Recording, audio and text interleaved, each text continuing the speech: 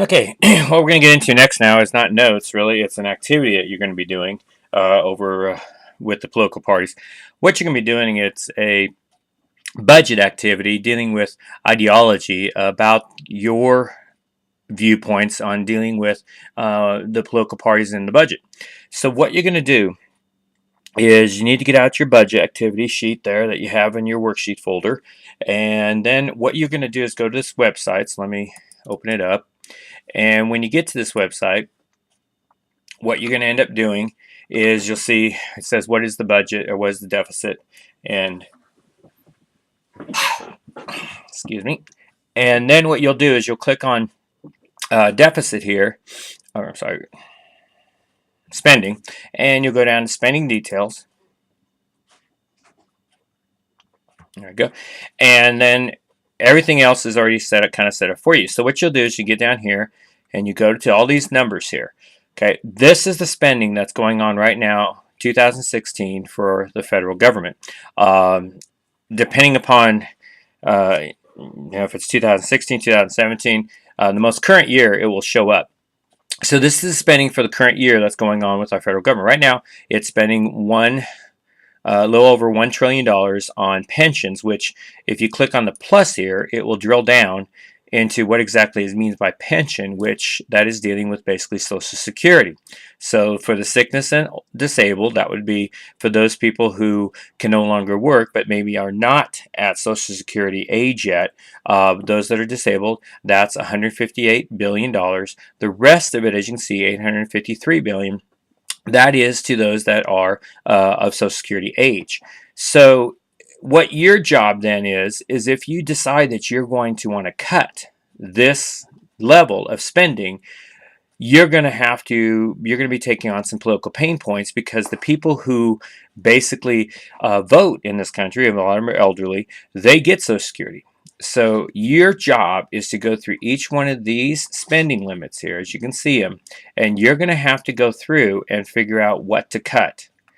Every time you make a cut into something of one of these programs, you're going to be paying some political pain points in doing that then. Healthcare, that's going to be dealing with, for example, Medicare and Medicaid. Welfare gets more into the Medicaid part, but also dealing with women with children, dealing with those who are unemployed, those kind of benefits from that. So you want to write these numbers down on your worksheet so you have that.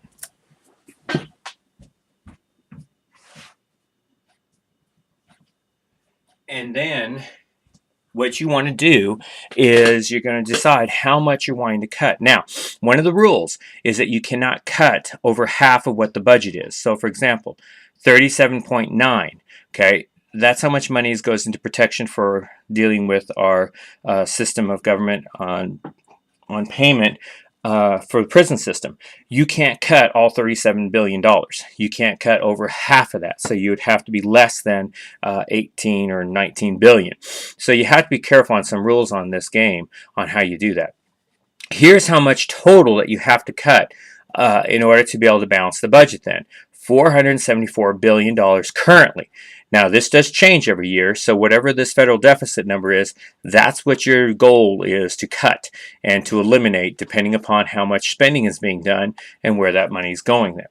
So this is the website you're going to get to help you get the basic numbers to get you started on your projects. So let me get back out of that. Okay. And let me go down here. Okay, then what you're going to do with your worksheet here is you will go in, and I have some examples here. So let's say I decide I'm going to cut $70 billion out of Social Security. Okay, so under the rules, every $10 billion that is cut, and all of this is in billions, so every $10 billion I cut, there are a set amount of pain points. In this case, the number is 10 for dealing with Social Security. So for every 10 billion I cut, I'm going to get 10 pain points that I'm going to accumulate. Now, you don't want a lot of pain points because that means you may not get reelected. And Social Security is a lot of pain points because there's a lot of people then that's being affected by that. You're starting out with 250 pain points. Every time that you cut something, you got to start subtracting from those pain points. So first, what I do is I take the 70 billion that I want to cut. I got to divide that into the 10 billion because that's per cut. So I divide that, that's 7. Okay, 7 times 10, because that's how many pain points I'm going to be accumulating. So 7 times 10 then is again 70. That's my total amount of pain points. I subtract that from the 250, that leaves me 180 then. Okay, now over here I do put 70 under the budget because that's how much money I just cut. I took the 70 that I cut and I move it over here. So that's why the two red numbers are the same.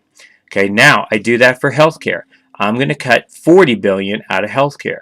So if I want to add that right away, 40 plus 70 is 110. So that's how much I've cut. Now, how do I figure out my pain points? I have to divide 40 into 10 again right here. That gets me 4.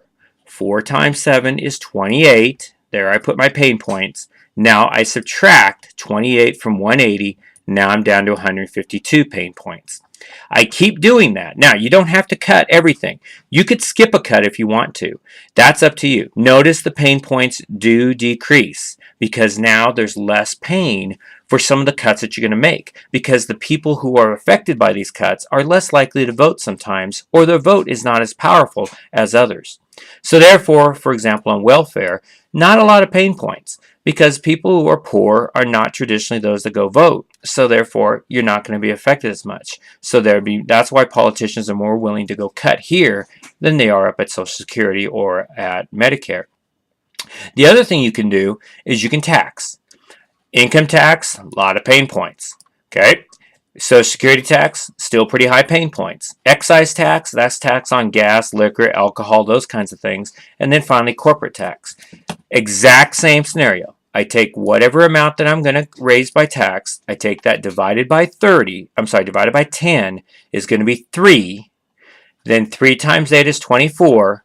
So then I would end up subtracting then 24 from whatever my pain points was over here. In this case, it was 77. So that's going to put me at 34. Okay, so that's actually would be 33. I didn't put it right. 33 pain points left. Now my total amount of cutting, if I would add the 260 and the 30, okay, that's going to put me at 290 then. Okay, so then I do that again for excise tax, and now I'm down to just 2 pain points left. And I had 370 billion cut, but I remember I had to cut 474, so I'm not even there yet. I'm still 50 billion or so away from getting my achievement, and I'm already out of pain points. So either I go back and I'm going to have to readjust, or if you want, you could go ahead and get negative on your pain points as to get your cut. Or you could leave it the way it is and turn it in as the best that you could get. Your goal is to try to have pain points left and to try to cut the budget, all 474 billion. Okay?